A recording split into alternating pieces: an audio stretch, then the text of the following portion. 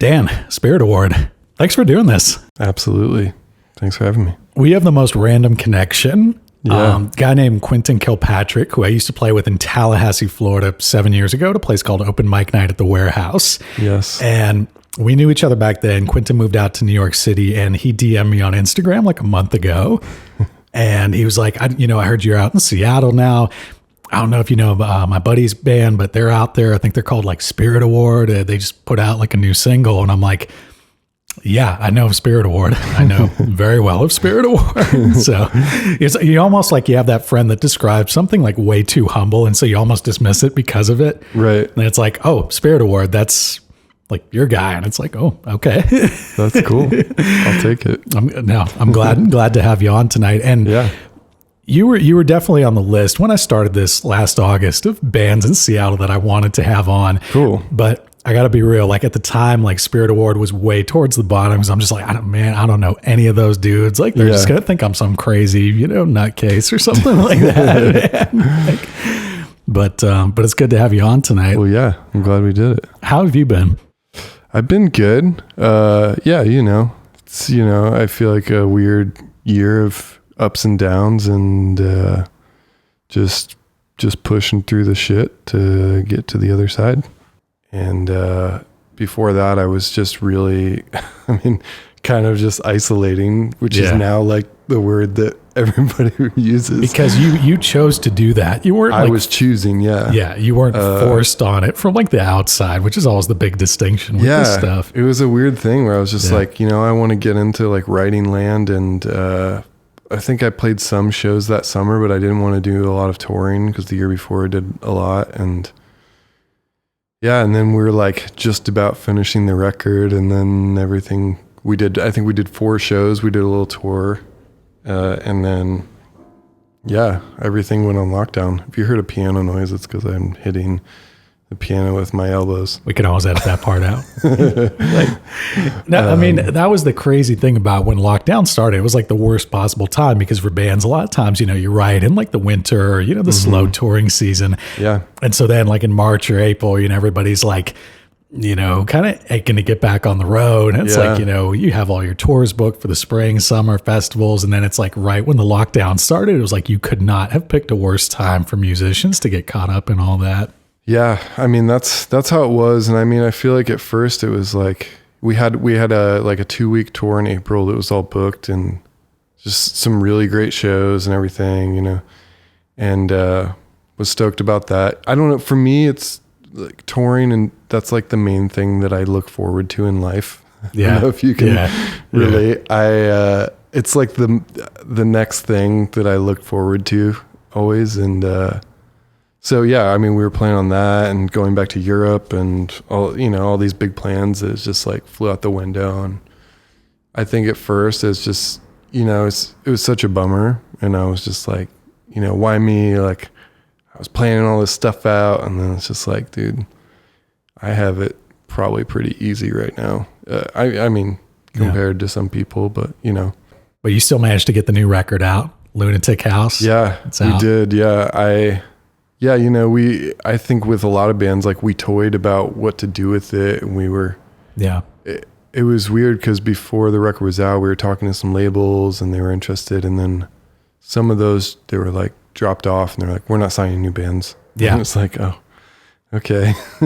But we were lucky to find a home with Share It Music, which is like a nonprofit label, and they are distributed by Sub Pop, and there's a lot of good stuff that comes with that. But that is something I wanted to ask you about with Share It, because that's a really interesting model for me where, they have the nonprofit record label. Big Building has done that too, but Share It is basically affiliated with Sub Pop. Yep. And there's a few other artists on there. There's Bloods. I think who else is on that label right now?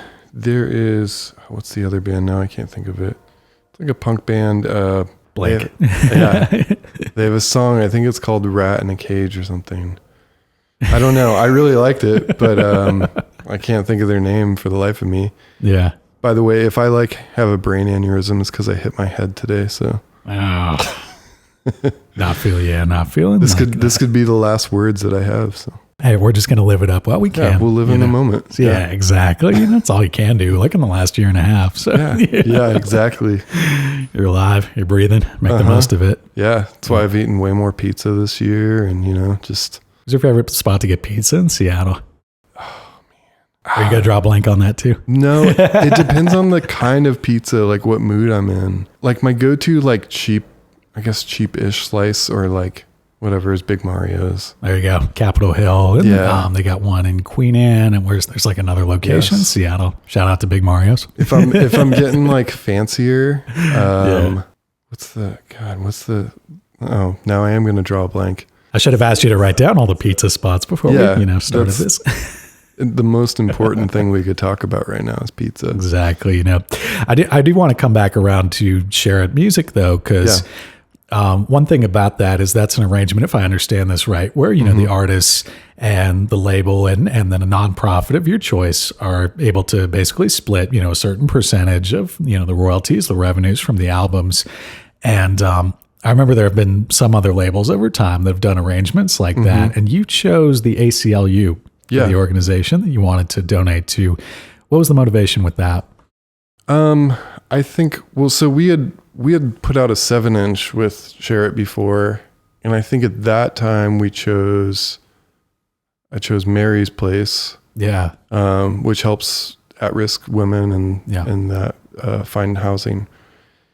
And I think it had a little bit to do more with the songs that are on that record. Okay. Or that 7-inch. Yeah. I think with this one, it was, everything happening with George Floyd and protests and that, just like, I think it just felt like something needed to go towards that and helping fight for justice and things that are right. And yeah, and that's something important for people to understand is, in America, we have the Constitution, but cities, municipalities, states, a lot of times they'll do things or pass laws that go against the Constitution. But in order to fight that and either get charges dismissed or get the laws overturned, you still have to litigate that process through the court system after the fact. And that's one thing the ACLU does a lot is basically provide representation, counseling, filing briefs, friend of the court briefs and things like that to really try and put things in the right direction with those cases. So that's important work. Yeah, absolutely. I mean, you said it better than I could say it. I mean, my mom's a big supporter of the ACLU too. So I noticed that. The American Civil Liberties Union, if you've never heard of it. But yeah. I mean, to be honest, I grew up in a pretty Republican household. I mean, no shame against anybody who's in that camp, but I never knew anything about the ACLU until maybe a few years ago and the work that they do. And not to say that they're just fighting for one political party or anything. It's just for human rights. But that's a curious thing for me because you were from Bowling Green, Ohio, if I remember correct. Yep. And that's actually, I mean, you and Quentin, the person I mentioned earlier, that's like y'all kind of grew up adjacent in that part of the country. And Quentin has like fond memories of you covering Sweater Song at like the Student Rec Center. Oh yeah. I feel I remember him and his band covering like Blink-182 and being oh man, they nailed it. I forget what's the like old Blink-182 song. What's My Age Again, or All the Small Things, or even before that. Damn it. They covered Damn It. Yeah. And I was like, man, they just I couldn't do that. I can't play that guitar part. Well, that was an interesting thing to me though, is so you were from Bowling Green originally, and I'm wondering, what was it that made you want to move to Seattle of all places? I mean, New York, LA, Nashville, I'm thinking all the cities that people like stereotypically move to when they want to just like run away and play music somewhere. But you moved to Seattle. What was the motivation there? I'll try to sum up kind of a long story, but when I was 16, my parents let me go on a month-long road trip around the country with a couple friends. Two of them were I think 21. I was 16 and the other was 17. That was really what fueled me to that I was like, oh my God, look at the West Coast. They have mountains Yeah. and everything that's beautiful. And I grew up in Bowling Green that literally has 2 man-made hills that were like the sledding hills. It's just flat. One of which is a garbage dump. Yeah, yeah, exactly. Yeah, it used to be a garbage dump and they just smoothed it over and now you sled on it. Yeah, but that was what instilled in me to like, that I was like, okay, someday I'm going to move out west. Yeah. And then I spent a summer or 2 with my brother in Oregon for a while. And I was just like, man, I just love being out in the mountains and in nature. And, then, I just always I was broke, many musicians. Yeah. Me and my friend almost moved to New York and then we were like, oh, we have no money. Can't do that. This isn't going to work out. Yeah. I couldn't even pay my rent in Ohio. That was like $100 some probably. I lived with 5 other guys, working like a job cooking. Yeah. But, then I moved to Cincinnati. I, joined a band called Pomegranates. Okay. And we toured like a lot. I don't know. We toured like half of the year and that was a good time. Then I left that band and I was living in a little town just outside of Yellow Springs, Ohio, which is like a little hippie town. I was cooking there. I kind of gave up music for a couple of years, had writer's block. Weird town. Dave Chappelle lives there. Yeah. It's like, I remember the last show I played there, he like came to my going away thing. I was like, well, whatever music I was writing then, I was like, it kind of sucks, but at least Dave Chappelle came to my my house show. But it's a bragging right. Yeah, I guess. But then I don't know. I always just wanted to go out west, and every time I toured and played Seattle, I really liked it. And it was kind of like I had friends in Denver, I had friends in Portland, and friends in Seattle. And it was like kind of between those 3. And I went out to Seattle, knew like 2 friends in Seattle, and I was like, yeah, I'm just going to do it. So moved out with no job and not a lot of money and kind of figured it out. Take me back in the history of Spirit Award to how all that starts out when so you're in the Pomegranates in Ohio, that runs its course, and then you decide, hey, I'm going to come out west, let's do Seattle. How do you make that leap from just being the person who like just moved here to starting a band, starting to play around, those early days? Yeah. I think at this point I hadn't really, like, I played a few shows with the project I was trying to do in Ohio, but it was just like, I was writing songs, but I just didn't feel them. It was like they were just songs and I couldn't find a sound yet. Just going through the motions. Yeah. And it was like songs that I knew I should just throw away, but I couldn't like do the thing to like kill the baby. Yeah, exactly. Yeah. And so, I think when I moved out to Seattle, it was actually on the drive out, I listened to the songs again. I hadn't put them out, but I had like 7 songs that were recorded. And I was just like, I either need to redo all these or just start from scratch. Okay. And so I think I just got rid of them all. I don't think I saved any of them, but then I ended up meeting Chris Moore. I was managing a kitchen. Okay. And he was serving. And he had gone to Berkeley for audio engineering. And I was like, I told him, I was like, I have some songs, whatever. And I had a few demos then that I was writing after I got to Seattle. And I had played around with a couple people, but it just didn't quite work out. And I wasn't vibing with the songs we were doing. And so I showed him a couple demos and we were like getting ready for stuff. And he was like, dude, this is great. And he was working at Electro Kitty Studio. And I think there was some time he was like, let me get you in there and we'll go record for a day or something. It's Electro Kitty over in Wallingford, for those of you that aren't familiar with Seattle. Yeah. Legendary studio out of here. Great studio. Yeah. But I think so I played everything on the demo and Chris just engineered it. And it was like this really krautrocky beat. And I hadn't played drums in like a long time. I didn't even have a drum set then, but I was like, whatever, I could do this. It's like easy. And we did a bunch of takes, and we were also doing it to tape. Okay. and which we were just like being ambitious. We're like, let's just do it to tape, you know? And I could not do the end. It was just like 4 on the floor, like I was like, all right. Was it like that really up tempo kind of krautrock like that? Or? Yeah, it was just the end was just like boom, boom, boom, boom, boom, boom, boom, boom. Yeah, but, which if you hadn't played drums in forever is like, you don't have the muscles for my it. muscle was not there for that, especially doing multiple takes. Oh yeah. So I think it was after that I was like, okay, you know what? I don't want to just record all these myself. It'd be easier if I just get some people to play with. Sure. So Chris had played bass. So Chris wanted to play, and then his buddy Terrence, they were kind of playing in a band together. It was like writing songs. So we just started getting together then and fleshing out some of the songs that I had or ideas. And then we started kind of writing together for some of the stuff for the instrumentals.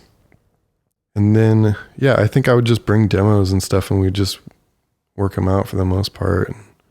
We definitely killed a lot of songs. Yeah. Which was good part of the process and finding the sound. And and then that was kind of the beginning of Spirit Award. That was like 2014-ish around there. I think so, yeah. 15, because you all started playing like house shows and like little things in Seattle, right? Not too long after that around there. I think our first show was at Vermilion. Okay, yeah.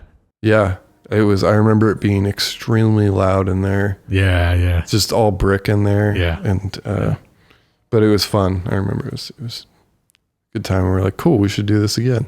Yeah, and then it just starts going from there. I mean, you started playing shows in other places in Seattle, and the first record I think was 2017, the first full length that is. Yeah, we, Never Ending 2017. Yeah.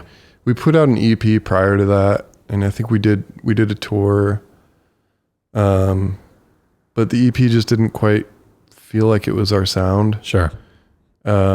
I think we ended up throwing Heavy Fog, made the cut from that EP to the full length. But we recorded the first record, and it was a weird hodgepodge of studios. Yeah. I don't know. We recorded some in Denver, the bulk of it actually in Denver. And then we did some with Eric Corson when he lived in West Seattle. And then we did one song with Jack and Dino. Okay. Shout out to Jack and Dino. Shout out to Jack. He's a legend. He's a legend. Yeah. He's super nice too. It's funny. That was like part of this thing with Converse. It was like rubber tracks. Yeah. It was a free thing. I don't know if you ever knew about it, but I didn't know that he was engineering it. Okay. And they were like, yeah, come in. At first it was supposed to be a few days, and then they're like, it's only one day because we got a bunch of bands. We're like, oh, free studio time at Avast, one of the greatest studios in Seattle. With Jack and Dino. Yeah. I didn't know it was Jack, and I was like, yeah, we got our engineer coming in. I had Eric Corson was going to come in, and they're like, you don't want to do it with Jack and Dino? And I was like, oh, I didn't know he was doing it. Yeah. Jack is such a legend, makes I feel like so much of the music that I've played on the radio segments, it's like Jack's like done 50% of this stuff, or better. And it's like so amazing for me to see somebody like that who, he has a resume, but he's still out here recording like it's day one and just working with all these bands. And he just like, I mean, we rolled in the studio and he had the drum set up and he's like, well, we got this kit set up. Try it out. If you don't like it, we can set something else up, but it's all set up. Yeah. And we tried it and it sounded great, of course. Yeah. It's like, all right, well, we don't have to spend a few hours getting drum sounds because Jack already did it. He knows what he's doing. In like an hour, I'm sure. But yeah, it was super fun to just record with him, and he's, I don't know, he knows you want to hear stories too, and you just start talking. Yeah. It's like, that's the amp that they recorded Bleach with, or something like that. Yeah. He's just, he's funny. And like, we were supposed to be done recording, I think. And he's like, fuck it. They're not going to kick me out. Let's keep going. This is fun. And I'm like, all right, cool. That's a good sign. Yeah, man. Yeah. Yeah. It was a good time. I would have liked to do some more stuff with him, but we were like, we were on the budget train. It was like, friends in Denver were like, if you drive out, we'll do it for free in this new studio that's set up. We were like guinea pigs. But yeah, it was shout out to Eric Corson for making that record what it is. Cause drums in 3 different rooms, and that's wild. We recorded some guitars in this room. Okay. Some drums in the room that's next to us. It's bigger. Yeah. It was just a nightmare. Yeah.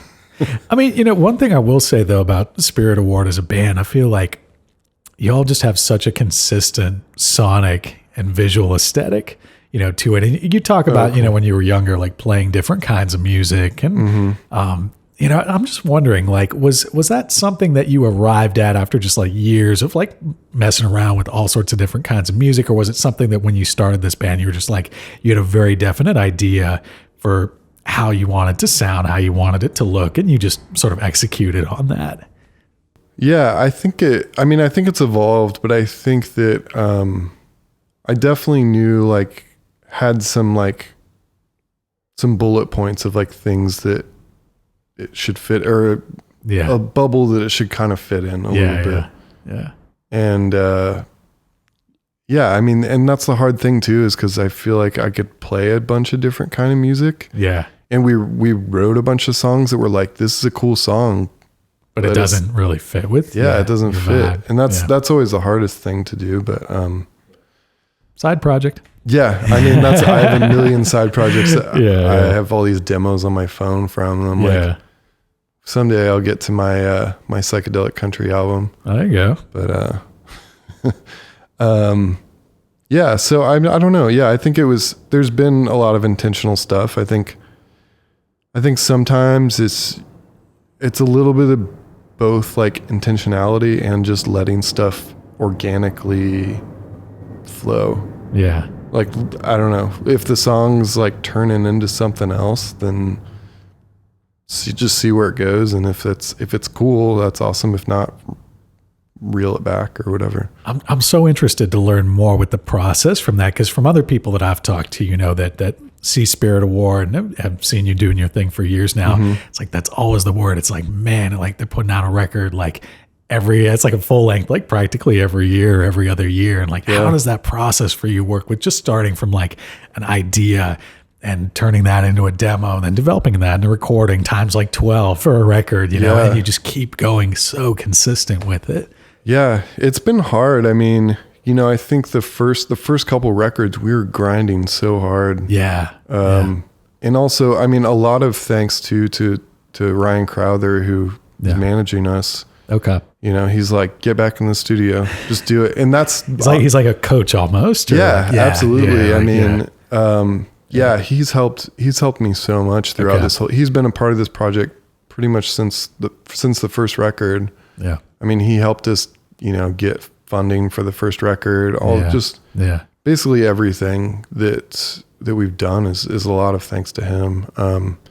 You know, I think it's just, for me, I always need deadlines. Yeah. And he's great with just pushing me to like, all right, go in the studio in May or whatever and just do it. And it's like, it forces me like, okay, I got to get some shit together. I feel like that's always the hardest thing for any kind of creative with deadlines, because it's like, you never know when it's done, you know, and sometimes, you know, it's just like you have to get a certain thing done on a certain day, but it's just like your mind's just not in the zone for whatever reason. Yeah. I think, I mean, sometimes it works, sometimes it doesn't. And I think, I mean, for the last record, I took a little more time, you know, for a while, it was like trying to get one out every year. Yeah. Just do it, just crush it. And for this one, I just wanted to spend some more time and formulate it, and throughout the record process, take like a few months to do it and just continually listen and be like, is this still cool? Like, come back to it. And, cause especially, I mean, the way that I just recorded the last record was different, cause it's, you know, it was just me in the studio with, producer Trevor Spencer, and then, who also did Lunatic House here. Yes. Yeah. Yep. And then, was James engineering on that one as well, or that was just this Lunatic House, most recent record? And then James was playing drums on Lunatic House. Okay, gotcha. Yeah. So, Yeah. So, I mean, that record it was different, but it was the least amount of pressure I've ever had.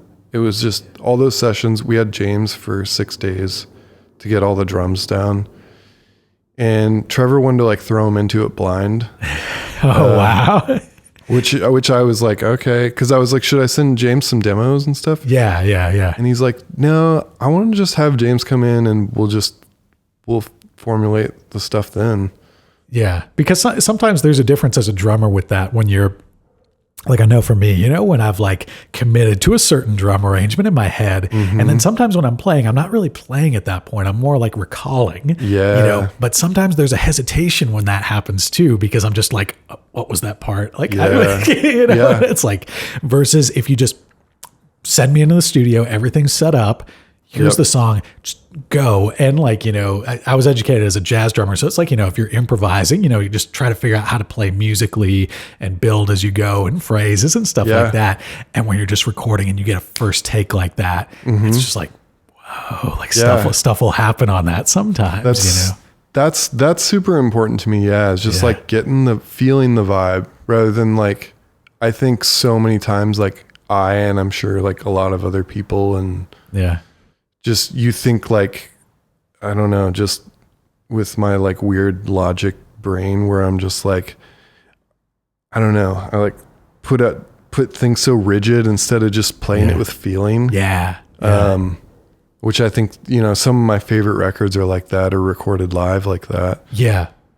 Because when you're boxing everything to a click track, which happens not on all records, but a lot of records these days, it's almost like, it's like you'll rush a little bit because your adrenaline picks up, you know, feeling out the chorus. And then it's like, you almost have to force yourself to slow down like half a BPM after that. And then it sounds kind of weird when you're listening back. It's like, this is robotic. I mean, I know with drums, they just edit that stuff out a lot of times. Oh, right. Yeah, for sure. So it's like, you know, I never, that's why it's like, I still have to go see people play live. So I'm just like, I mean, the record's great. That's its own medium. Yeah. But it's almost like writing a novel in like Microsoft Word, you know, where you can go back and like fix everything, you know, as opposed to like, if I give you a typewriter and I don't know, a bunch of speed or something like that in a weekend, I'm just like, bang it out, go now. Like, I have to know how to spell stuff. I don't have autocorrect. Yeah. And that's, you know, that's what we tried to do. I mean, and I think James has a really good imagination too with stuff. So that helped. Cause basically I came into the studio with a bunch of different demos. Yeah. Some of the like more full-fledged ones we ended up getting rid of. Because we were just like, this isn't the vibe. And I was like, sure, man, you're right. And it's funny because this was like the most like, I had all the parts all on there. Everything was perfect. Yeah. Like Trevor, it's funny. I sent him like demos of me looping stuff and playing drums in here. Like just like weird stuff just for the ideas. And then like, cause I was like, I want to go in the studio this time, like kind of like not prepared. But prepare. I don't know if that makes sense, but like I had a bunch of parts and things. Yeah. In stuff that was like almost there and then stuff that we could fill in the blanks. Sure. There's a spontaneity, you know, that's captured there, like in the emotion of it. It's like sometimes you can make a perfect recording in that way, but it lacks this emotion. And then that's what happens is it ends up getting played in the background on a Spotify playlist or something like that. You know, it's it sounds great. It's constructed to be, you know, perfect and made to be listened to, and people will listen to it. Yeah. But they're not necessarily connecting with it. And it's like, you know, I'm not going to single anybody out, but it's like, you know, you'll get like 10 million streams on Spotify and then you can't bring anybody out to a live show for anything. Cause it's just like the 10 million people who were listening to it or whatever, you know, or just they had it on in the background while they were like on the treadmill at the gym or something. I think it's like, to me, especially it's important with loud or rock music. It's just like for me, I'm always like, you're trying to like build these moments up and crescendo it or whatever. And, just always like playing with that is fun. And that was a big part of the fun in this is like kind of having, I work better in the studio. Like I don't know. I'm sure like you talked a little bit about it. It's just like my brain feels like it's on overdrive. Like I'm a little a little ADD in general, but like I feel like in the studio I am, but in a weird focused way. I don't know. Yeah. I think it's just because it's something I'm super interested in, and I can just lock in and I could do it for 12 hours and not eat and, you know, do whatever. And we had times like that, and it was really productive where we just like, I don't know, we just like turned the lights down low, and it was like at night, and we're just like, it was just me and James playing. I was either just playing bass or guitar and trying to like get the feeling out and doing a few takes and just going through all those takes and being like, all right, how did it feel? And then just go from there. And yeah, I mean, James just nailed it. Like I had some ideas for some drum stuff and some stuff I had recorded and he just like did it all flawlessly. And, so that was like the good kind of beginning of it. And then Trevor and I just like did overdubs and tinkered for months. And it was the most time I've spent in the studio. But it felt like it was worth it. Even for me, like mentally, it was like nice to know that I spent all the time I could possibly do, like taking care of this child before I released it. It's great. You feel like you gave it everything you got, and that's the best you can do with this stuff. Yeah. You know? Yeah. It's kind of like we end up at a point where it's like, once you start being like, what else could we do? And it's like, all right, we got to stop fucking with it and just put it out. And it is what it is now. And that's it. If you can't hit it in 2 or 3 takes, just go practice or do something. But it's got to just come right out of you, you know? That's music, and man. when we were mixing too, it's just like that. It's like we'd sit and Trevor has like such a good ear and just is very particular about little EQ stuff. And he'd be like, oh, this thing needs a little love. Yeah. This thing, whatever. I'm just like, I don't even hear that. His ears are just fine tuned in that way. Yeah. So yeah, I don't know. It's just I love the process of that whole thing and doing that. And there's not one way to do it, which is the cool thing. And like, you know, I think about, all right, maybe next record I'll do a different process completely, see what happens, or with writing, do something different, you know. You have to be in love with the process, you know, because especially after this year, it's not like there's any money left in it. So. Oh yeah. Let's take a break and listen to this record. This is Spirit Award, and this song is called Cocaine Glasses.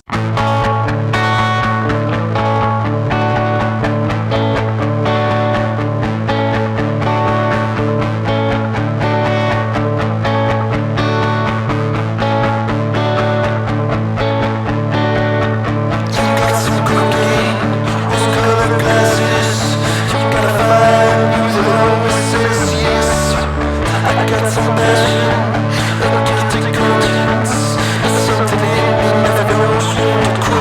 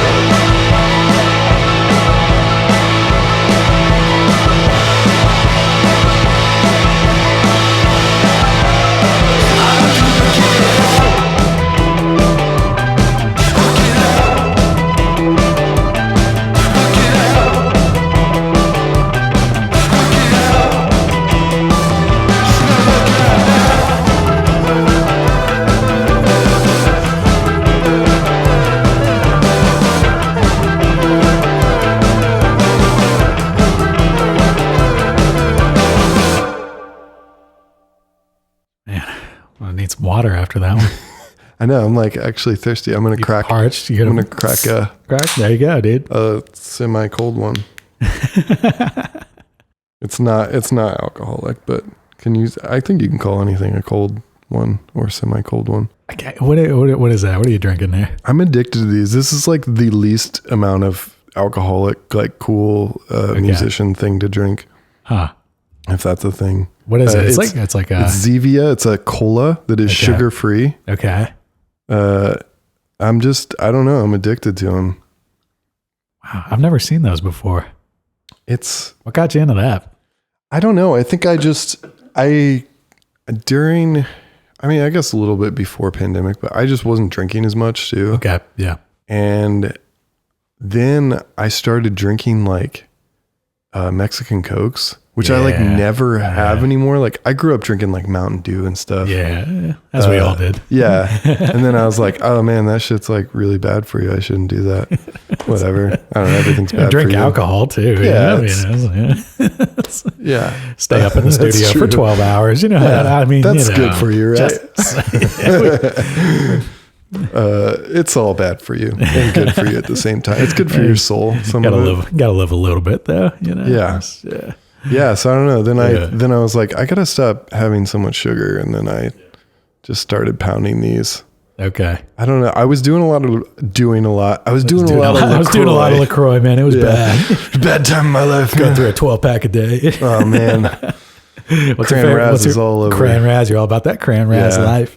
I haven't, and I've been trying to not though, because I think it kind of messed up some of my like gut or digestive stuff. Okay. Too much carbonation. Cause I was just like going through them. Oh, I've gone through those phases too. Yeah. Where I'm knocking out like a 12-pack every 2 days or something, man. Yeah. Yeah. I was reading stuff and it's like, oh yeah, carbonation's not really that great for your body. I've heard about that. Like, I don't know if it's, my worry is it was something to do with like your bones, like it weakens them up, but I don't know if that's like medically or scientifically accurate. So I don't know. What I heard was it's not great for your GI tract or something. Okay. I don't know. Somebody should email you and tell you. I mean, if you're listening and you know anything about that, DM me, hit me up, Raised on Rhythm on Instagram and Twitter. Follow me on there. Yeah. Let us know how we can live longer by not staying up 12 hours and recording and eating pizza. And let us know about our questionable career choices here. Yeah. But, health choices and all the things. Man, I was all about they had the limoncello LaCroix. Yeah. Whatever. That was like a year or two ago. Oh my God. I was all about that flavor. That one was good. I got into key lime. Key lime. That was the one I was going to say. That one was good. I feel like the first love was pamplemousse. Sure. Yeah. That was a standard. That's the gold standard right there. I feel like I just, outdid it. Key lime, the first time I tried it, it was so weird. I was at, there's a place called Plum Bistro in Capitol Hill, but they do like it's a to-go spot right next to it. They just do like salads and like little quick stuff like that. Yeah. And they had like all different kind of LaCroix flavors, like in the cooler or whatever. Yeah. So that was the first time I tried key lime when I was there. And it was nice. Like, oh man, it's just so much about Plum is like so out there, but just, them, of course they would have like key lime or something, crazy like that. So I got hooked on it after that. I'm kind of a freak though too. I'll just get the like plain ones. Yeah. Pure. They're called pure. Yeah. I like the blue purest, ones. Yeah. The purest LaCroix. It's like the ones they're never sold out of it at QFC. Yeah, exactly. Yeah. But I don't know. Sometimes I'm just not into the flavor, Yeah. And I just want a flavorless life. I know you're not drinking as much, but what was your go-to drink? Like if you're hanging out at a venue or like between sets or something like that? I still have a drink once in a while, but I was bartending for a while too at like a craft cocktail place. And I think that also just got me burnt out of like drinking. I would just don't get high on your own supply, man. Yeah. It was like, I would have a shift drink, like because I could after everything and have a cocktail. And it's like, it was fun for a while, but then after a while, it's just like, for me, at least, like just drinking every night, it's like, dude, my body just hates me. And just even for me, for like mental stability and depression, it's like, I try to not drink much in the winter because I know it's a depressing time. So it always looks glamorous on you when you're young too. Stuff, but then, you get to Just so say, those bars that cater to kind of like the older crowd, you walk into some of those places, it's just like, man, I don't know if these people should be drinking, dude. Yeah. I don't know. My go-to drink a lot was like a Negroni. Okay. Yeah. Yeah. But I don't know. Campari in general, or just like, just that one? Usually Campari, or, different variations. I would do like a Boulevardier, which is bourbon instead of gin. Okay. Yeah. I don't know. Lately, I just like drink. Like I was on a rum kick for a long time. I think there's a bottle of rum somewhere in here stashed away. But it's a practice space. Yeah, it's funny. I know it because Matt, guy who was sharing the space with me, was like texting me. He's like, "Can I have some of that rum?" And I was like, "Oh yeah, I forgot that was here. Go for it." Yeah, I don't know. I went through a big rum phase. I think lately it's just been. I've been going back to just like bourbon, like old fashions. Yeah. It's like such the like, I don't know, generic thing to do. The most like, but it's, I don't know. It's solid. You know what I'm worried about, honestly, is when live shows start to come back, because it's looking like we're kind of getting to that point little by little. I'm just worried that I'm going to go like so hard out there that's just like, I'm just going to hate myself after like the first 6 or 7 shows, because we'll all just be so stoked, like just for things to go back. And every night I'll just be doing like shots with everybody, it's like everybody that I've had on the podcast and stuff like that, just we're all just going to be out. Just like, that's what I was telling somebody that too. I was just like, it's going to be a shit show when this stuff comes out. I was just like, oh my God. It's like, just get your body ready. Seriously. But I was like, I mean, honestly, because of how like isolated we've all been, it's like, I might need a couple drinks to like loosen up and be around that many people and, not want to go crawl in a corner and be alone. But that's just me. I tell you what, like if I'm either going to be going out to a show or I'm going to be driving Uber that night, either way, it's going to be good. Yeah. Oh yeah. Because like if I drove Uber, my rule is, 0 alcohol. Cause obviously like you're paying me to be sober, so you don't have to be. Right. It's like, but if it was a show night though, obviously like I'm going to be the one riding in the backseat of the Uber that night. So it's like, so dude, I'm ready. It's like, it's going to be like the biggest birthday party for the world, that lasts for who knows how long, like spring break. Who are some of the bands you're excited to play a show with? Oh man, there's a lot of bands. I think, I'm excited to get out to Denver again and play with my friends, in the band Floral. Okay. They put out like one of my favorite records of 2020. It was an EP, but it's so fucking good. James actually, who drummed on it, he produced the record. Oh wow, okay. They're going to be coming up to Seattle anytime, I guess. I hope so. I mean, they were touring like crazy before. Okay. So I would imagine that they would, but I don't know. Everything shifts around and changes so much, but I'm looking forward to getting out there again. And we had shows booked and stuff a while back to Denver, and some of my friends were doing like a reunion show they were going to play in a band called Male Blonding, and so hopefully I can still get them to do that. Male Blonding. Okay. Yeah. Not male bonding. I was about to say, yeah. They get that all the time. But I mean that I would love to play. I think right before some of this happened too, we played with Pedro the Lyon. Okay. That whole crew is just rad, and would love to do more stuff with them. And mostly I'm just like, dude, I want to go play all my favorite venues in Seattle again. Like, what's your favorite spot? Oh man, I ask you to play favorite too. You can name a top 5 if you want to. I'll do top 5. Go for it. I think it depends on the vibe and the size of the room. Like our release show was always at Neumos. Yeah. That just always felt like home. Yeah.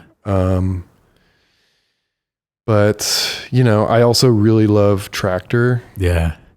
Shows are super fun there. The crowd, everybody who runs Tractor is so nice. Like, shout out to Lee. I mean, just like talking with her too, they don't deal with any bullshit. Yeah. Like I've been to shows and where she's been like, it's been a quiet show and she'll kick people out. It's like, I respect the fuck out of Lee. She is no absolutely. bullshit, It's man. like, I mean, She was on episode 8 of the podcast, by the way, shout out. But yeah. Yeah. And she just has I feel like a tremendous amount of respect for musicians and, you know, giving them the space that they need to do their thing. And, it's just really cool. I mean, I don't know. I feel like touring in Europe, you see that so much, but in the US, not as much. It's just a different. US people get a little more rowdy, I think, or more rowdy. They're just not as Freebird. Yeah, not as attentive or, I don't know. I just, you know, it's just a different culture, I think, here. I feel like maybe even I feel like Seattle audiences are a little more mellowed out overall in that way. Definitely. I'm almost too mellow sometimes. Yeah. No knock, but that was somebody's got to knock on. That was the first thing I noticed when I started playing shows here. And I thought I just was I was like, man, do I just fucking suck, or is this like, and especially if you're the opening band, it's like people are just so rigid and don't want to move. But that's such a weird thing. But it's almost like a challenge in Seattle. Sometimes it's like, got to get people out of that and try to, sometimes you got to just go out and fucking bump into people and do it. I was guilty of going overboard with that, I think, when I first got up here, because sometimes, you know, I'm used to like playing, I was like Tallahassee, Miami, Atlanta, all these other cities where it's like, you almost, again, you'd have the hecklers, people get rowdy. So if you're getting on that stage, you got to be ready to deal with that. You know, you got to be ready to just like go for it and play with a lot of conviction, and just to the point where like everybody, and you're competing now with like smartphones and stuff like that too. So it's like you get on that stage, you just got to be ready to shut everybody down with whatever you're doing. But it's like, sometimes I feel like there were shows that I played like with Blade Palace and stuff where, you know, I come out like all guns blazing on that, and it's like people will just be like, you know, or they're like, leave the bass. It's like, it's too much. It's like too much already. I had to get used to that, I guess. I figure out ways to kind of roll with that. Yeah, that's the fun thing too about touring is like you have these songs and then you go play another city or show and it's like people are raging. You're like, oh, okay, this is different. It's just weird, you know. Sometimes you like, I don't know. We've had like set lists and you're like, oh man, maybe it was a bad set or weird set or something. Yeah. It's like, even though people like really enjoyed it and they come up after, like, oh, it was amazing. You're like, oh really? I couldn't tell because everybody's just standing staring, which is fine. And I've like, you know, I've learned to just take it as a compliment, but, you know, it's like, all right, at least they're not fucking gabbing to their friends. And I think there's a dynamic with that too. So, you know, sometimes I've seen like old videos of like when the Beatles were first, you know, playing some of their like early shows, and it was the same thing. You just see like, you know, a room full of people that are just kind of like standing very still and not sure what to say or what to do. And there's a difference, I think, when you experience a band like that live for the first time with no understanding of like, you know, the songs, or like this is the first time you're experiencing this, versus like, you know, if you've heard a record already, you know, you kind of have that music internalized. And so when they start like playing a certain riff, you're like, oh yeah, there's like a reaction right away. Cause it's like, you know, you connect in with it a little more like that, you know? I mean, I felt like that. I mean, even the same way, I mean, I'm pretty introverted and it, you know, it shows. It's like, you know, I might be a little tight and like not loose and stuff unless it's like invited. But yeah, I mean, not all that to say, I love playing in Seattle and to Seattle people, and you don't have to move if you come to a Spirit Award show. I'll do it. And I don't care what you do. I have a fun time no matter what. So how did you as a frontman kind of, I guess, make that, you know, you're an introverted individual. And that's like your job is to get up on stage in front of a bunch of people and just, you know, like kind of, what was the I mean, I'm sure you were like maybe more awkward when you started and eventually kind of found your bearings. How did that process go? Yeah, it's weird, especially, I mean, so when I first started as a frontman, I guess it was somewhat in Pomegranates because like we would all kind of sing a little bit. Yeah. I only had I would sing a couple little parts on songs. And it's always weird, especially if you have a really vulnerable or personal song. It's like, it's hard to get out of your head sometimes. You're like, oh man, this feels so like gross and naked right now. But yeah, I feel like I slowly got more used to it. I mean, I think there's still times it's like I have lyrics or something and I'm like feel self-conscious about it or something, like as I'm singing it. You know? Just honestly, I'm like, but I feel like it's been a journey. I mean, I think I started singing because I just wanted to have more control of a band, which sounds like a crazy egomaniac thing to say. But I had bands who, you know, like I would write a bunch of songs or whatever, and we had a singer, and then the singer would leave or whatever. And I wanted, at least with Spirit Award, I wanted to have a project that I could keep going, you know, cause,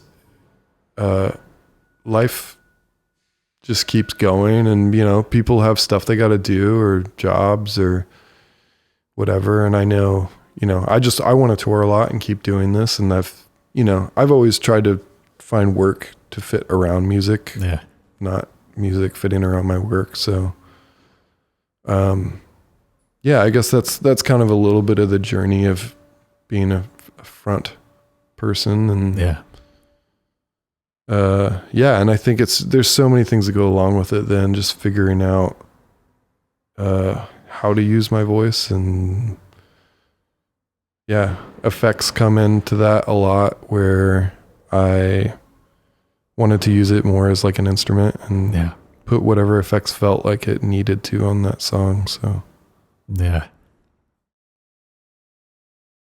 you've been playing music in Seattle for a while now, some years.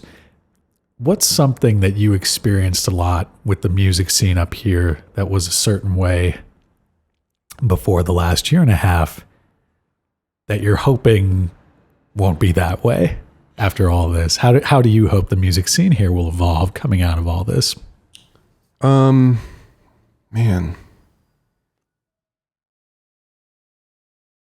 you know, I feel like, I think I already see just the music scene maybe getting closer. Yeah.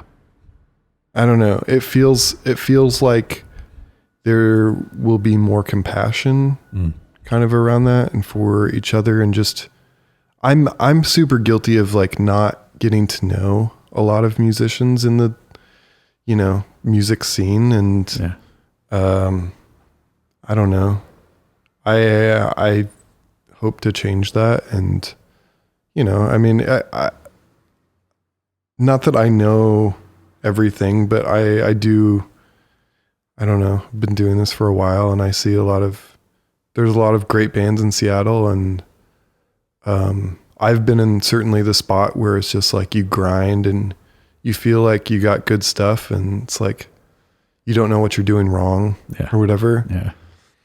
And a big part of that is just the music industry changing so much. But there's also just like all these weird fucking tricks and back doors, and then at the same time it's like there's no fucking rules. So it's and it's weird to see it too change. I mean, even change some during the pandemic. It's just putting out this last record and seeing like what like playlisting stuff is like, and just all this complicated stuff with Spotify API. It's, you know, it's the weird, I feel like it's the weirdest time in music. Just for the fact of, I can't just go record a record, play shows, promote the record. Bands have to do a million other things now. And it's like, I shut down a few times, to be honest, like promoting the record, because it's just, especially during the pandemic, it's like we didn't do PR because it's just so many publications just aren't doing much or do anything, and I didn't want to throw the money into it. And so, I mean, we're doing some stuff, and Sub Pop's doing a radio campaign and that stuff. But yeah, it's, I don't know, it's just, it's weird. I hope that that a lot changes with that, and some better things to get musicians paid. I'm just curious. I mean, before, like, we would fund a lot of records through like playing like corporate events and stuff like that. It's I've done those gigs too, man. That's where the money is. There's money in them. Yeah. Obviously liquor and beer companies have done well during this. So hopefully, hopefully that's a thing that will help, but it's, got any that you want to, give a shout out to? Holler at your boys. Oh man. Who's giving us the most money? What's the weirdest one that's ever? God, I wish. I'm sure the person listening to this will have an answer for this. Oh, I have somebody to call out for not sponsoring us. Do it. I think it's more so funny. Yeah. So we were supposed to go to Europe, and I was talking with Topo, like Topo Designs, like they make backpacks and stuff. Yeah. About sponsoring us and getting us backpacks. Okay. Because this is what you should do as a musician. Of course, this is how your time should be best spent. As a get free backpacks. Somewhere in my mind, I was like, hey, I'm going to get whatever I can from this thing. It's right up there with like Instagram reels and trees. All the things we should be doing as songwriters and musicians. Yeah. To me, I was like, man, if Topo gives us a shout out, I mean, that's worth it. Yeah, the lady I talked to was like gonna give us backpacks. She's like, "Oh, I'll send them out." And I was like, I was shooting some video and stuff, and I'll be like, I'll feature them on some video. And sure, whatever. yeah. And then she asked for my address, and then we never got the backpacks. And I hit her back up, like over and over, and I was like, "Where are those backpacks?" So I'm still salty at Topo. Honestly, she's like, "Who are you?" I don't. I honestly think she might have gotten fired. Oh, see, that's the thing. And then you build like relationships with people at some of these companies, and then like 3 months later, they're already like they've already found another job on LinkedIn. So she's not going to listen to this, but it was like a friend of a friend too. Yeah. And I'm like, okay. I think she got fired or something. Anyway, I'm still salty we never got a Topo backpack. We all spent time picking out which ones we wanted. Oh my God. We didn't get those free backpacks. I want to ask you about this because it's not often I get to talk to somebody who's, kind of on this side of the industry where, you're with Share It. Share It's distributed through Sub Pop. And you talked a little bit earlier about like all these back doors that you're finding out in the business and stuff like that. Like, what can you elaborate on with that? I mean, I feel like it's nothing crazy. And I mean, I'm sure a lot of other people know this, and I mean, more people know it than I do even, but I think the biggest, it's hard. It's really hard right now because all these, you're sending stuff to blogs and playlisters and whatever, and they're getting hundreds of thousands of things a day.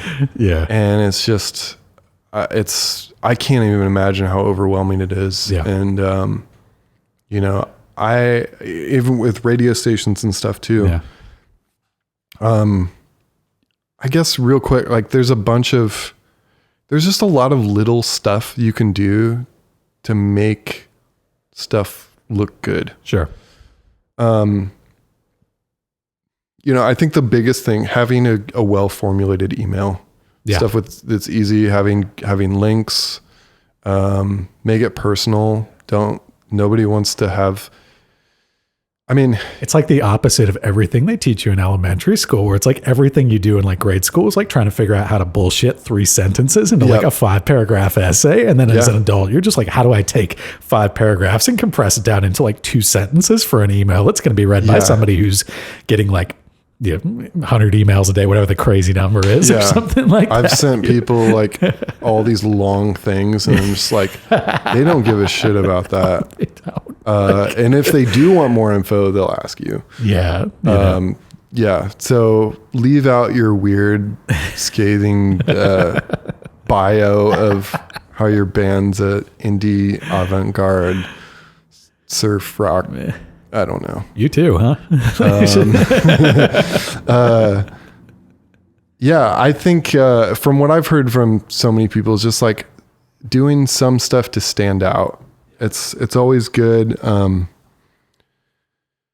Yeah, I mean, with radio stations, I've always just sent them, like when I've sent CDs out, when we first were like doing stuff and sending out ourselves, I would just send personal notes, like especially at KXP, just, honestly just thanking them. And I would send it to DJs who I liked too, and who played the music that I liked, because chances are if you have a better chance of them playing you. Shout out to Eva Walker. Yeah. And yeah, I mean, don't send them to, I accidentally sent one, I think this last round, to somebody who does not play any kind of music like ours.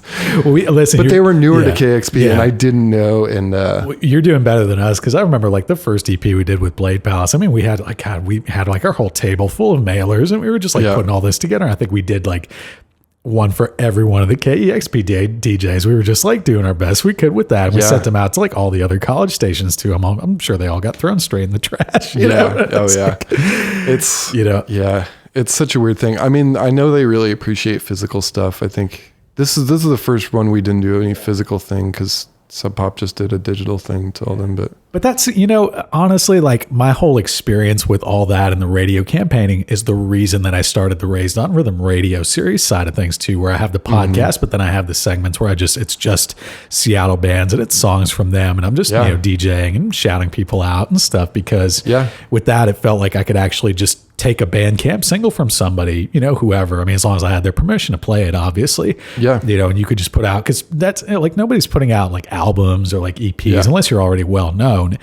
It's all about like the rock bands, I always joke, are having to learn all this stuff that like SoundCloud rappers and pop stars have known for years now, where it's just like get the single to Spotify, because for them, they're not going out and playing like a 200 person dive bar. That's not really the MO. It's like kind of all or nothing. So bands have been thrust into this crazy position in the last year, where we sort of let radio die in the last 15 years, without even really thinking about it. And then we didn't really have an effective medium that focused on the music after that. We had like Twitter and Instagram, where, you look at a picture, read like a clever one-liner or something like that, but there wasn't really a good medium to focus on the records anymore.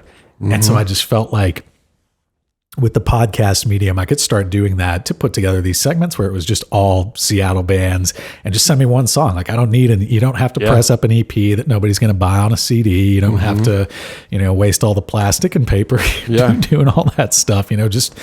I'll just download the WAV file off Bandcamp. You don't even have to send me. I'll give you $1. Right. It's like, just start playing records like that. But I mean, I've just been like obsessive compulsive over like, how can we all create more mediums like that are just centered around the music, the records, the stuff the bands are already doing? Because there's so many bands in Seattle putting out amazing records, but like nobody's playing the stuff, Like, I mean, and that's the hardest thing I think right now is being a band is, I mean, especially with not having shows, is getting stuff out there. And how do you get people to listen to if you're not playing shows? That was the only reason we survived as bands for the last 20 years, is because, even if nobody in the media or, popular, TV, radio, whatever it was, nobody had any financial incentives to try and break new artists, but we could sort of get by in spite of all that, because even if none of them cared about us, we could take our music direct to the people and go play live. It's like we could still do that, and it kind of kept us going in that cycle of like album and tour. But when you took away all the shows and the live music, it's like we lost all that in a matter of weeks. I mean, this last round of stuff, because I've been mostly doing like any kind of PR myself for the last record for Lunatic House, and it's just like astounding. I emailed like a bunch of publications. Most of them aren't doing anything. Even like local stuff, they just shut down. They're like, we don't have people to write. And I get it. I mean, if you're not being paid to do the thing you do, I totally understand that. But I had some other people who was just like, there's the whole weird like schemey side of things. That's like the like Yeah. It's the equivalent of like pay to play. Payola and pay to play. And I experienced some of that in bands that I was in the past, where it's like, you know, you'd have those schemy people posing as like publicists or whatever. And it's like, yeah, send me like $2,000 and I'll get your stuff to pitch for, you know, stuff like that. Yeah. It's like, you know, they are set up to prey upon the dreams of bands, up and comers, and people like that. And if you're in a band, just avoid those people. Avoid please. that. Yeah, like I've seen friends and stuff do that, and so because I talked to one guy and he was like, "Hey, I would love to write about the band. You know, we're to secure a spot on the playlist. We're taking donations of $50." And I'm like, here, bro. Like, I was in a weird headspace too that day, and I was really nice with the email I worded to him. Yeah. But I was just like, listen, I understand like you want to get paid for what you're doing and that, but I was just like, it's just kind of insulting. I was like, it's essentially like pay to play. Basically, and I was like, and also it's when it's not a big publication, it's like, I'm paying you to post something and then bring all the fans that already listen to me to your site. Exactly. Essentially. Yeah. It's a scam. Straight up. So if you're one of those people, just rethink your whole strategy. People, fuck off and die. I don't know. Like, fuck you. But I don't think those people are listening to this podcast. I don't think that's my listening base. So thank God. Yeah, if you're a band, just stay clear of that. We wasted so much money on different stuff throughout the years that realized, I mean, Facebook ads and whatever, it's just like some of it worked and some of it didn't, and now it's all broken. And I think the lesson too that I learned from some of my trials and tribulations in that process was there's no way to buy your way into this, number one. And and even if there was, it's like, how much money are you prepared to spend? Because what's your return on investment? Yeah, ROI is. We're talking like venture capital people now, you know. But it's like, but straight up, it's like mine is minus money. You know, it's like, but I just want people to hear it. Yeah, exactly. But see, that's the thing is like, you know, making $1 million doesn't mean anything if you had to spend $1 million to make it, you know, or like making $1,000 for that matter doesn't mean anything if you had to spend $1,000 to, you know, pay like playlist scamsters or people like that, you know. So, and the thing is like anybody that's really, I should say this too to bands, like anybody that truly is in that media space, like if you have a good record and they like it, they should like want to be featuring you. Because that's going to help that's their whole thing. That should be helping their brand. Yeah. You know, that's how you should know red flag right away is that. And, you know, we've had so many PR people reach out to lately and try and do stuff just, you know, with stuff coming up, like, you know, I would say it's not that PR is a waste. Yeah. We've had great PR campaigns. Shout out to Kelly Fleek is someone I know here in town who does legit work with that. Yeah. And, I think it's important to pick the right person and look at the other like placements they've got and what artists they have, and then if they're willing to take you on. And also, they're not going to really overpromise you anything is the other thing. Most of the time, you know, they're going to tell you straight up, like, this is what I can do for you. I can, you know, try to help you put together a one sheet or something like that. But at the end of the day, I can't force any of these people to get excited about you. And also, even if those people can get excited about you, they're not going to like necessarily help your numbers or help people. It's more just like about building, you know, some level of credibility, you know, so like other people can see you and see, okay, it's not just like some person, you know, ranting about themselves, hyping themselves on Facebook or social media. It's like, no, this person, whoever this is actually like doing something that's worth checking out, you know? Yeah. I think the biggest mistake that I see a lot of bands do is they make a really good record. Yeah. They spend the money to make it. Maybe they don't find a label. Yeah. And they just put it out. Yeah. And they don't do anything to try to like promote it. And that's, it's hard. I get it. It's super hard. Like doing all that takes so much work. I mean, I worked 7 days a week before like working jobs, and I come home and do all that shit and then practice and do whatever. And it's like, it can be exhausting. It depends on what you want to do with your music too. Like you don't have to do that. You could totally put it out and just give it to your friends. But you know, I feel like for the majority of us, we want people to hear the art we're making and, you know, put as much money and as much time as you put into making that record as you do promoting it. Yeah. So one big resource that you can do that's not a lot is use Submit Hub. It's you know, at least it's good for like playlisting stuff and, Yeah. you know, some smaller blogs and placements. And I do want to take a chance here to shout out to the locals here, because I think especially for bands in Seattle, this is really like their best shot, because these are people that are actually here in town and they're looking for people in town that are doing stuff.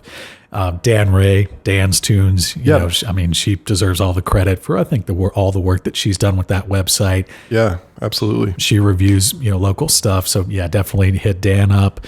Ava Walker, Audio Aces, KEXP, again, obviously her show is all Seattle, you know, Seattle music, locals and stuff like that. So she deserves a lot of credit too. It's always the women that are taking care of business out here, man. Dude. Shoot, you know, like, Some all those KXP women too are like the most fucking badass women ever. Yeah, man. Yeah. Like, I mean, holding it down, man. Yeah. Abby Gobelli is like the first DJ I think who ever played us. Yeah. And she just works a million jobs, and she works the like 1 to 6 a.m. shift. Yes. And she's just worked her way up. Like, yeah. And now she manages bands, and it's just like her, you know, Evie played the shit out of us. And, you know, Evie's a badass too, and has a child and multiple jobs. And it's just, it's cool to see these people who just really care about music and community. You know, that's a huge thing of what drew me to Seattle is like, I mean, KXP was a big one. You know, Pomegranates did this session there, 2010. And I was like, man, this is so cool. Like, even then it was like something really cool is here and it's not anywhere else. Yeah.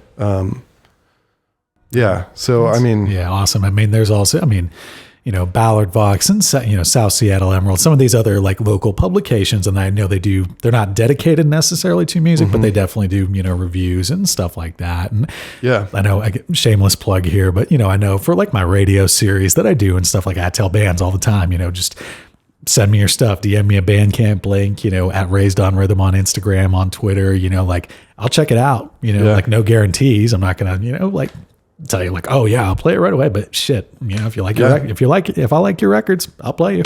Yeah. And don't give up. Just keep sending it to people. Cause I mean, that's the thing is like, I sent out like 4,000 emails. Yeah. Literally 4,000 emails. And it's like, you know, the thing that I was taught early on is like, when you're doing like, even just like booking emails, send out 100 and you maybe get 1 to 10 back. Yeah.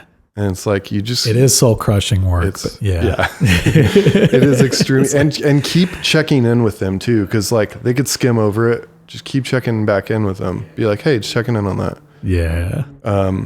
Cause I get emails like that too. And I'll skim them and I'll be like, I forgot about it. And I was like, oh shit. Yeah. I was like really interested in that and whatever. And I always say too, like, especially these days, man, don't feel like you got to put, like, I know for the longest time, I think a lot of media publications will be like, oh, well, we only review EPs or we only review albums. So bands would still get kind of stuck in that.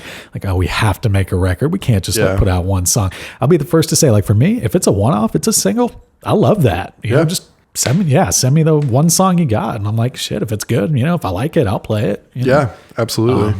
That's one thing I like about the podcasting format too. In that way, you know, I don't have to have like, I guess for like, I get it for like a print publication, you know, where they don't want to dedicate like a, you know, certain amount of words unless it's like a full body of work in that way, you know? So I get it. But for me, you know, again, it's like, it's all about the music. It's all about the records. I just have to play the records. So that's how it should be too, you know, like, you know, I, you know, one thing I love is just like listening to a whole record through. Yeah. And just getting into it. Yeah. You know, especially if it's got a vibe and I don't know. I always do that with, I have like I don't know, I guess like a ritual whenever I finish a record and I get it, I like go home, like lay on my living room floor and just listen to it. Yeah. And like usually in headphones. And it's like this sense of like completion. I'm like, cool. That's it. Yeah. And it's like exciting, but then also like there's this feeling of like, oh shit, what do I do now? Got any more? Got any more of them records? Yeah. It's like, well, all right. Guess I gotta make another one. You know, my dream with the radio series too is like if I can, you know, get this a consistent thing in Seattle, that things like these could just pop up all over America and like all these different cities and localities too. Because I feel like anybody who has GarageBand can literally do what I'm doing. Yeah, totally. With this thing. I mean, and it's like, man, and it feels like for me playing drums in Blade Palace and being part of that, part of the community too in that way, and being around all these bands. I just started with other bands that we'd share the stage with, and stuff like that. Yeah, I mean, those are also the interviewers and podcasters that I always end up liking listening to or talking to, because you get it. You've been through the ringer. Been out here in the trenches, man. It's been a hell of a year. You're not going to ask me some weird, strange question. I might. We can always edit that out. But, like cool, strange questions. Just go for it, man. And see what happens, man. And the last thing, actually, speaking of other podcasts I talked about that popped up in other cities, I do have to give a shout out to Cap City Presents Andy Remix Moreno down in Olympia. He sent me this shirt the other weekend. Nice. It was awesome. He started making these. Andy used to book shows down in Olympia prior to all this. Yes. I know him. Yeah. I was going to say, yeah. We actually, you got to know Andy. I know Roxy. Okay. Yeah. We actually stayed at their house. Okay. In March of 2020. Wow. The last show we played in Olympia, or second to last show, I guess. Coming full circle, man. Yeah. Yeah, that's funny. It's funny because I saw those shirts. I think I saw him or Roxy or somebody post on there. Yeah. But that's cool.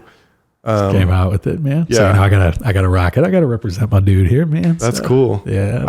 I don't know him or Roxy that well, but they both just like push so hard for music stuff. He does. Cap City, of course, was his booking company, but now it's his podcast. And me and Andy actually found out that we had started basically the exact same podcast at the exact same time in August. I didn't know him or anything before that, but obviously, like, I'm up here in Seattle, he's down there in Olympia, and I just saw it on Facebook, like, because we both posted our third episode like the same day, and it just popped up in my feed, and I saw what he was doing with that.